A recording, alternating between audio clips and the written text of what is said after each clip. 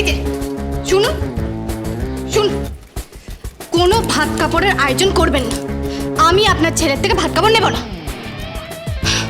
আমাকে টাচ করে আবার বলে কিনা কোমরে মাসাজ করবে। কোনো চরিত্রের কোনো ঠিক নেই। এই mind your language, mind your language. চরিত্র ঠিক নেই মানে? হ্যাঁ, আপনার ছেলে চরিত্র ঠিক নেই।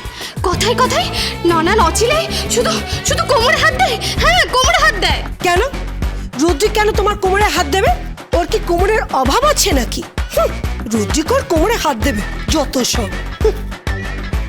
হ্যাঁ, আমাকে উপর থেকে ফেলে দিয়েছে। আমার কোমরে চোট লেগেছে পর্যন্ত। ইচ্ছে করছে আপনার ছেলেকে। কি কিছু না, কিছু না। এবার একটু বেশি তুমি বাড়াবাড়ি করে ফেলছো না তিথি? হ্যাঁ, আরে বাবা, তুমি তো অনেক বড় লটারি পেয়েছো। লটারি? হ্যাঁ, লটারি তো পেয়েছো। তাহলে ভাবো, রুদ্রিক ব্যানার্জি এই বাড়ির একমাত্র ছেলে, তোমার মতো মেয়ে। হ্যাঁ, তোমার মতো একটা মেয়ের সিঁথিতে নাকি সিঁদুর পরিয়ে দিয়েছে। ব্যাস, আর কি? রাজত্বও তোমার, রাজকুকুও তোমার, আর কি চাই? এত কিছুর পরে যে তুমি কি করে এত বড় বড় কথা বলছো সত্যি বুঝতে পারছি না।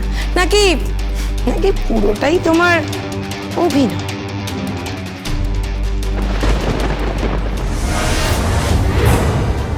বৌদিমণি, আমি অভিনয় শিখিনি আর অভিনয় করিও না। আপনি আমাকে ভালো করেই জানেন। আর রুদ্রিক ব্যানার্জির রাজত্বেও কোনো লোক নেই, আর রুদ্রিক ব্যানার্জির ওপরেও কোনো লোক নেই।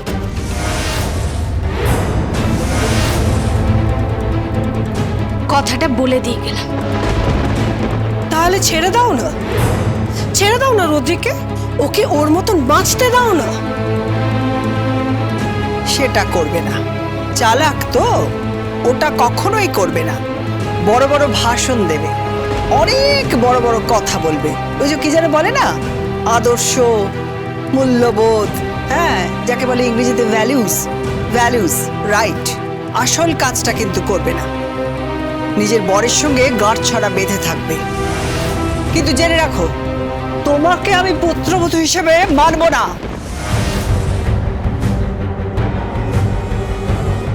আর আমিও আপনার ছেলের বধূ হিসেবে নিজেকে মানতে পারব। ওকে?